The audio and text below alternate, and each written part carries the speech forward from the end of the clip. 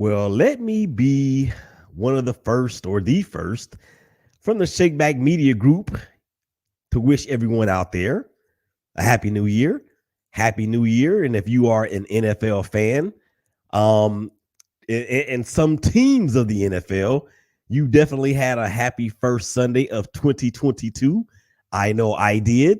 Willie Epstein Jr., Ballers Report Podcast, Warzone Sports Network. Check us out on YouTube Live as well as Twitter Live. We appreciate you guys checking us out there.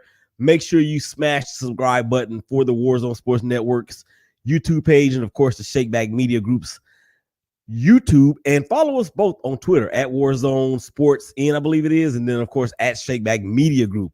All right, so we got a lot to get into as usual. The season, the NFL season is the end, is upon us. Is this the end? Like New Edition once said.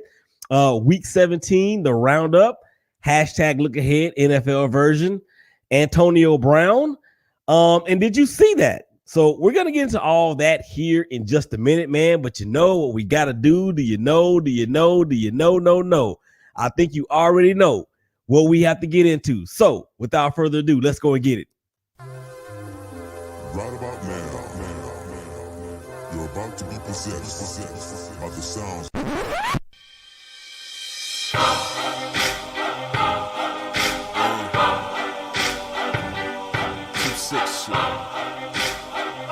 Yeah, I know what it is. You little suckers get to talking, crabbing, not walking, strapped to the pong, getting jaws, and smacking, they sleep with the coffins. And they getting greedy like saying, give me all this. Sorry, buddy. You already know what it is when you hear that music. It is the Ballers Report podcast, Warzone Sports Network. Of course, we welcome you to the show. Make sure you smash the subscribe button for the Warzone Sports Network YouTube, as well as Shakeback Media Group. Follow us on Twitter as well and on Instagram. So again, thank you guys for checking us out on YouTube Live as well as Twitter Live. And we got a lot to get into, man. Of course, this is week 17 just completed in the National Football League. And the stuff that happened on the field is remarkable in itself.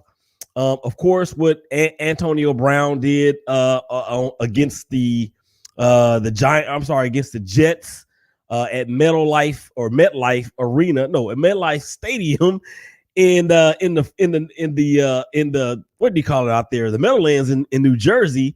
We're gonna talk about that, but we're not gonna bash AB. Okay, we can bash some things, but we're not going to bash AB the man. And of course, there's a big reason for that, that I'll get into at the more appropriate time coming down the pike. However, let's go ahead and get it started, man, with the NFL from week 17, because what a weekend it was. If you are a fan of the Arizona Cardinals, the Cincinnati Bengals, the Los Angeles Chargers, what up, Tony? The Las Vegas Raiders, what up, Joe? What up, Willie? What up, James Folsom? Part of the Raider Nation alumni, as he played for the Los Angeles Raiders. And what up, Jay King, Jennifer King, and my cousins Dino and Mike. If you are a fan of if you are a fan of the Los Angeles Rams, I don't know any out there, but if you're a fan of that team, if you are a fan of the New England Patriots, Buffalo Bills, as well as the Tennessee Titans, shout out to y'all. And because your teams really strengthened your playoff positioning in terms of seedings and also whether or not you're going to get in. So there's a few things I want to start off with. I think I want to start off with the Cincinnati Bengals. And can we just go ahead and say that Joe Burrow is probably one of the top 5 quarterbacks in the NFL? I know he's thrown for double-digit interceptions. Some of those interceptions have not been his fault. I will say it again, have not been his fault. But it is Joe swag up there in hashtag rule the jungle as they beat the Kansas City Chiefs. I hate them. by a score of 34-31. I was happy to see that. I didn't think that the Bengals would pull it off because they were down a good part of the game until the end. And then when they decided to go for it on second down and got bailed out by a couple of penalties, I was like, yo, if this game goes into OT and Patrick Mahomes gets it and does what Patrick Mahomes does, and the Cincinnati Bengals never get the ball again, boy, Zach Taylor, the head coach from the Bengals, man, would probably be would have been put in front of a firing squad, because for it to happen 2 times in a row on the same drive on 4th down with the AFC North title in your grasp with a chance really to get the number 1 seed throughout the AFC playoffs.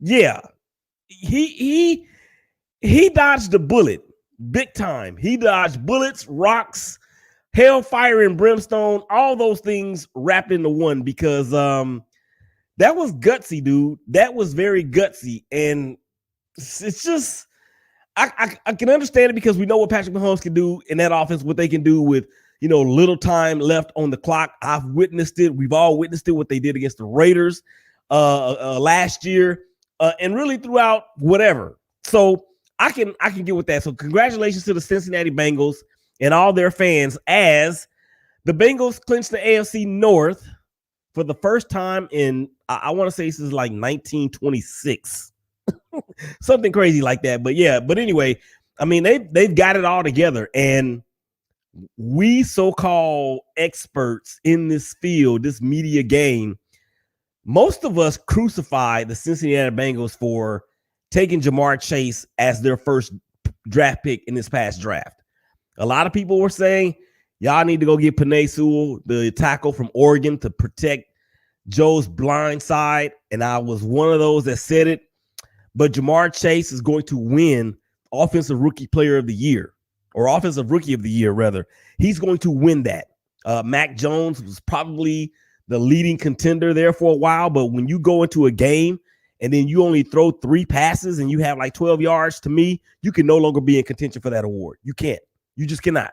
And Jamar Chase, despite the drops earlier in the year, despite the drops in preseason, this dude is a beast.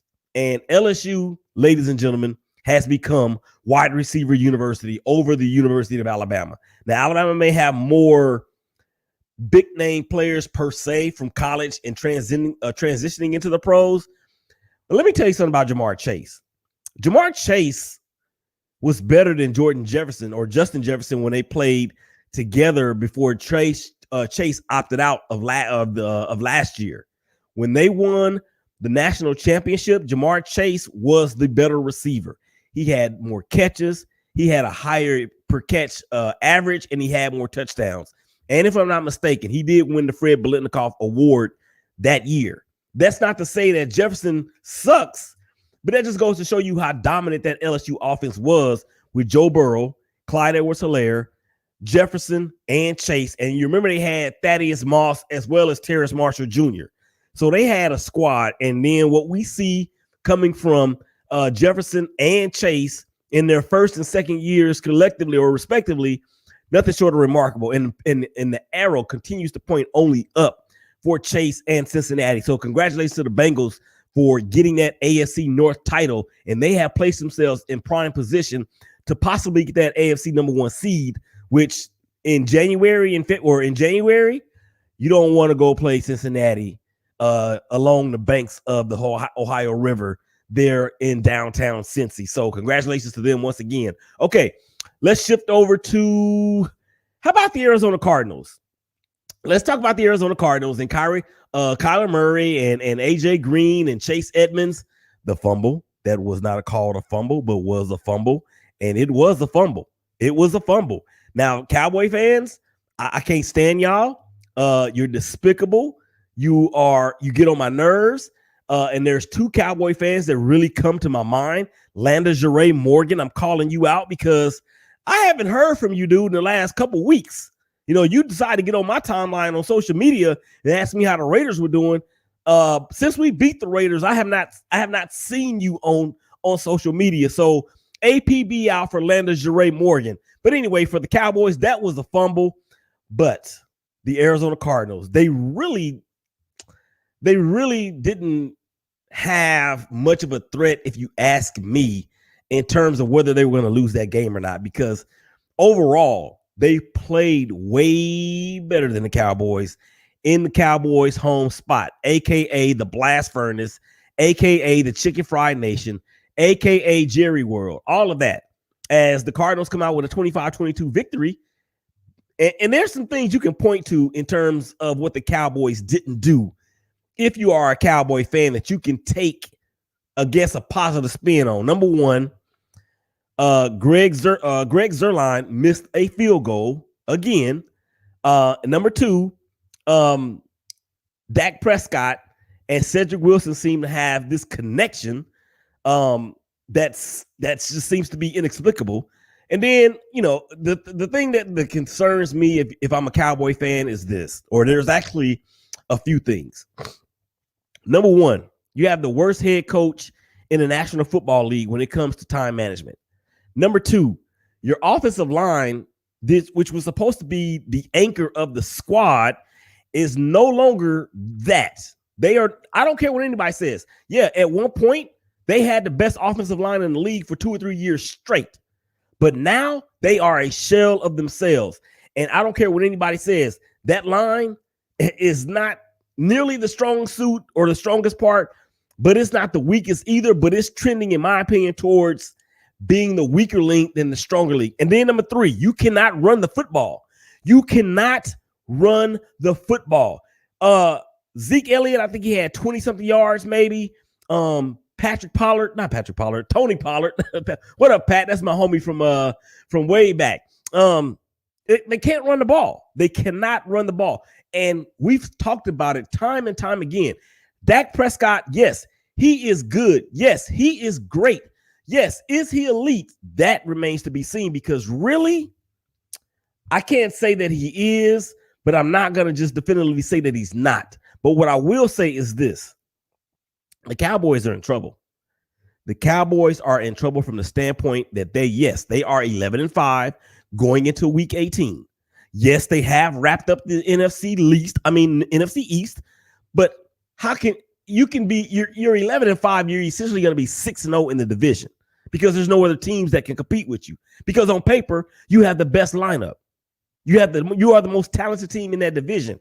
And we've often said and heard and been told, even as players and athletes, that is not always the best talent that will get you the wins. Well, in this case, it obviously is, because they're going to, if for some reason Philadelphia, who's also already in the playoffs, congratulations to them, Jalen Hurts, and we're going to get to that. Did you see that here at the end of the show that, of course, involves Jalen Hurts? But when you have a division like that, and you have a team like the Cowboys that is head and shoulders above everybody else with their talent and their coaching staff, with the exception of Mike McCarthy, how can you not go 6-0 in that division? So, but the Cowboys are, I want to say they're 7-2 against teams that are 500 or under, or 500 or under. And in the same token, against teams that are playoff bound or that are knocking on the door or in the hunt, they're only like 2-5 or something like that. So guess what, Cowboy fans? You can shout and scream and hoot and holler all you want about the Dallas Cowboys going to the Super Bowl. The Dallas Cowboys may not get out of the first round. They may not win the first game. If you see them getting matched up with either San Francisco or Arizona, who just beat them, I don't see it happening. And then you got Tampa, you got Green Bay, and anything that happens with those two teams in terms of what the Dallas Cowboys would do, maybe having to play those guys, they would have to go to their place. So I think the Cowboys are up against it big time. That offense is struggling and they can't run the ball. And then let me just say this, and then we'll move on to the next part. That defense, yes, it has been tremendous all year. They have some glaring weaknesses in that defense. I said it 2 weeks ago. I tweeted it 2 weeks ago. And then I heard ESPN copy me by saying the same thing that I did, that I'm going to say again right now. That Dallas Cowboys secondary is average at best without Trevon Diggs. And Trevon Diggs, yeah, he has 11 picks. He has a great awareness of getting to the ball. I mean, for God's sakes, he played wide receiver before, but he can be beat. And the Cowboys are essentially a man-to-man team, probably a good majority of the time. He can be beat by the elite receivers. AJ Green is not even elite anymore, but he got beat on a double move by AJ Green. And the guy on the other side, Anthony Brown, dude, you better hope. I don't know what to tell you, because you have been getting martyred since really the Raider game, even before that. So those are some concerns, man, that you guys out there that are Cowboy fans, you need to be worried about. Okay, speaking of the Rams, they seem to be kind of Jekyll-ish and Hyde-ish. Yeah, they went to Baltimore and got a win. Odell Beckham Jr. caught a key fourth down pass from Matthew Stafford.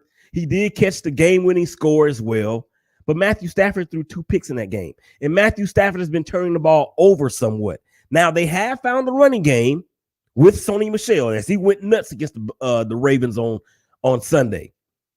But if I'm Rams fans, I'm a little concerned about Matthew Stafford and these interceptions that he's been throwing. Now, I know he's without his dog. His dog Robert Woods. I'm trying to get this out as there's a social media comeback. Beauty in the cleats. That's my sissies right there. Christina and also Ruth the Truth, and the Tampa Sports Babe. Appreciate y'all chiming in. Diggs is a ball hawk, but he can be beaten, as I just alluded to. So, but anyway, back to the Rams. For all you Rams fans out there, look, you have Aaron Donald on defense. You got Von Miller on defense. You got Jalen Ramsey on defense. You got playmakers at every level. You actually have multiple playmakers on every level of the defense. But if Matthew Stafford continues to turn the ball over, particularly if they meet up against Dallas, Dallas is going to turn it into points. Dallas is the number 1 team in takeaways in the NFL. And Matthew Stafford has a propensity to throw interceptions. We've seen it. But he's got that bad dude, man, that he's throwing to. And I ain't talking about OBJ. I'm talking about Cooper Kupp. Cooper Kupp ain't just a slot receiver anymore. This dude has got 3,000 catches on the season for 12,000 yards and 403 touchdowns. That's what it looks like on fantasy, okay? So the Rams, they have, of course, the 49ers on Sunday. They need that win, and they need the Cardinals to lose, I believe it is, to wrap up the NFC West. The 49ers, I think they're the 49ers are in. So they really don't have anything to play for other than the fact that if the Eagles lose and the 49ers win, then that'll keep the 49ers in the 7 hole. But we're going to we're going to get into all of that next week. We got a super show coming. Ruth Kakayas, Christina from Beauty in the Cleats. Let's see, Kate Arhar, Cleveland Kate. She's going to be on the show.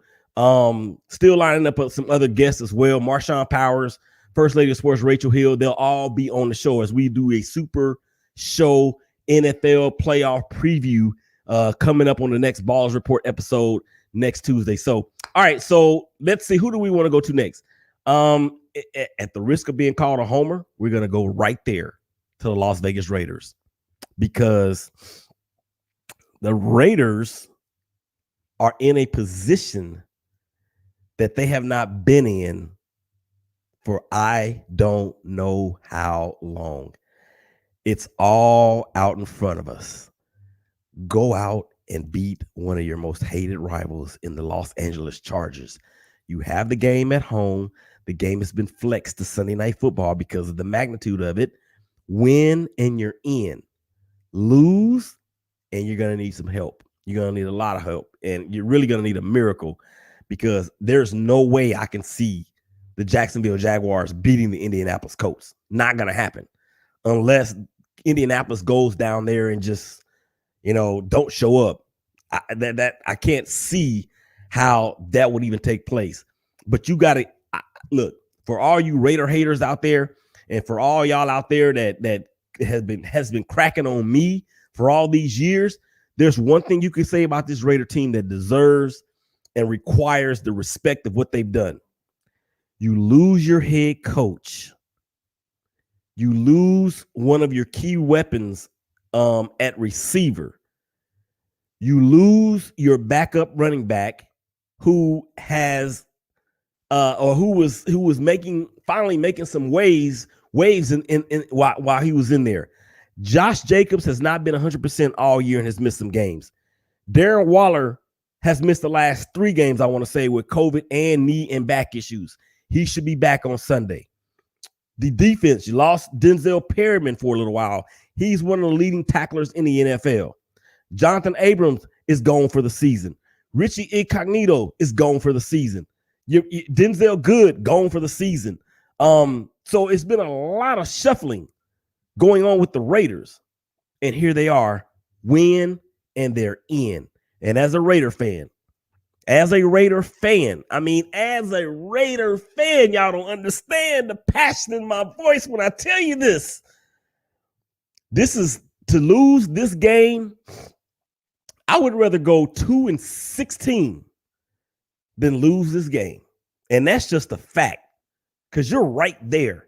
And the Chargers are very beatable. You can run the ball on Chargers. And the Raiders have been doing well in terms of running the ball the last 2-3 weeks, particularly against this Colts team. And then against the game, or in the game against, I think it was the Broncos 2 weeks ago, where Josh Jacobs, the team ran for over 180 yards, I believe it was. And the Los Angeles Chargers, Tony Tucker, they have a defense that you can just plow through running the pill. Peyton Barber, come on, man. You can do it. Josh Jacobs, we need you, bruh. We need you. All right, so let's see who we're gonna go to next. The Buffalo Bills. So the Buffalo Bills, yeah, they beat the Atlanta Falcons. They beat the New England Patriots in Foxborough a couple weeks ago. They are now leading the AFC East and looking like the Buffalo Bills team that many of us thought that they would look like. They haven't wrapped up the division. I think they need to win in Week 18. I'm really not concerned about that too much at this point. We're going to get into all of that in the playoff preview, as I stated. But in terms of the Buffalo Bills and the New England Patriots, I don't really see how people were all aboard with the Patriots, with the fact that their quarterback is really unproven. Josh Allen is proven. I know Bill Belichick is proven, but I can't put any trust in a team and in a quarterback that only throws the ball 3 times in a game. But they won. And that's another team that can ground and pound you to death with the running backs that they have. So we'll see. Let's go back to the NFC real quick and talk about the Philadelphia Eagles. They were down to the New York Giants. The Washington football team in the nation's capital. Jalen Hurts, say what you will about his passing ability or lack thereof. The Eagles are in the playoffs, and they are the quintessential underdog, but they can run the ball as well. Boston Scott, Jordan Howard, of course, Jalen Hurts pulling the trigger and doing everything there. So congrats. Nobody expected Philadelphia to be here. It was either out of the East, the NFC East, it was going to be either Dallas or the Washington football team. But then when Ryan Fitzpatrick went down with the season-ending hip injury, that was it for them. We never did really think that Kyle Allen was going to be able to do anything. And Taylor Heineke, yeah, he's an exciting player, but he's not going to lead you to the promised land. He's not going to get you to the playoffs. And that's just what that is. So I welcome your comments. You can hit us up in the comment section below. Of course, follow us on Twitter at Shakeback Media Group and at Warzone Sports. And make sure you subscribe to the YouTube channel as well. All right, so there's a couple things I want to get to before we get up out of here. And time flies when you're having fun, I promise. Even when you're doing this thing by yourself, it still flies. Time flies when you're doing this. So I wanted to talk a little bit about Antonio Brown and the situation that we all saw unfold in front of our eyes at MetLife Stadium in New Jersey. Of course, Tampa Bay was playing the Jets. Tom Brady threw for over 400 yards and led a comeback as he hit some receiver that nobody even knows the name of. I don't even think Tom knows his name, as they won the game. But Antonio Brown, of course, stripped off his uniform to include his shoulder pads and his jersey and his T-shirt underneath and his gloves, and he left the shoulder pads and his jersey on under the bench. He threw the T-shirt into the stands. He threw the gloves into the stands and continued to walk off or run off the field. He threw up the peace sign, and that was that. So we heard head coach Bruce Arians in the post-game interview saying, yo, he's no longer a Buck. Let's talk about the guys that helped us win the game on the field. Let me say this. As a person that is a mental health advocate, as a person that has battled and is continually battling mental health issues, I'm not using this as an excuse for a grown man doing what a grown man shouldn't do. That's not what I'm doing. What I am saying is there is obviously a problem, okay? There is obviously a problem, and the thing that Antonio needs most now is help. But he has to go from being the man and Mr. Big Checks and, business is booming. He needs to go from an AB. He needs to go from all of that to just being plain Antonio. Just be Antonio. From what all accounts that I know of, he is a good dude. He really is a good dude. And people that talk about him in the NFL talk about how great of a teammate he is and how hard he works. That like there's nobody in the NFL that works harder. So that's the AB that we see on TV. But the Antonio that none of us really know, other than his circle, that's who he needs to go back to being. He just needs to go back to being Antonio. That is the core, because the core is where you're going to find the issues. And when you find the issues, that way you can bring the issues out and they can be resolved in a manner that is going to be beneficial to Antonio and his family. And nothing else outside of that should matter. So I'm not going to sit here and bash dude. I hate the way that happened. I disagreed wholeheartedly with what we saw. But trust and believe me, guys, there's more to this out there that any of you guys know about. And I have it on good information, rock solid information, that there is way more to this than that. I'm not the one to speak on it, but I tell you, I know what I'm talking about when I tell you these things. Okay, let's see. We're going to move on to my favorite part of the show. And it is the part of the show where there's anything inside or outside the sports world that makes me say, oh my God, did you see that? And this is actually a combination of two things. We hinted towards it in the beginning of the show. Did you guys see what happened at FedEx Field in Landover with the fans leaning on the rails as Jalen Hurts was passing by? The rail gave way, and those fans, I don't know how many of it was, maybe 8-10 fans or something like that, fell 6 feet from where they were standing onto the ground. But what I also want to know is that, did you see what Jalen Hurts did? He helped some of those guys up, and women, if there were any in there. When I say guys, I'm using it as a universal thing. I'm not trying to, differentiate. But he helped them up. And then, did you also see when he took photos with those fans afterwards? That right there. I mean, because I'm not going to say that everybody would have just kept going, but we would probably have seen more people than not to just keep going. And Jalen Hurts, for him to go back and help those people up and then stand there and take pictures with them, I thought that was one of those things that, oh my God, did you see that? Exactly. Did you see that? Okay. Quick NBA news, and then we're gonna get into a little bit of college football before you jump up out of here. NBA news: Kyrie Irving, of course, has been reinstated by the Brooklyn Nets to play part-time, as the Nets are really just reeling when it comes to James Harden and Kevin Durant. They both are playing an exorbitant amount of minutes, and they actually have other injury issues as well on the Nets. They're being come for by the Chicago Bulls, if you can believe that. But the Chicago Bulls are coming for them. I believe that the Philadelphia 76ers will end up coming for them as well. I just think that the Nets, after they had said, no way, Jose, he's not going to play part-time, as long as the mandate for New York City's vaccination mandate is in place, he will not be able to attend or participate or anything. And now he's going to make his season debut on Wednesday. Two things that I'm looking for right off the bat.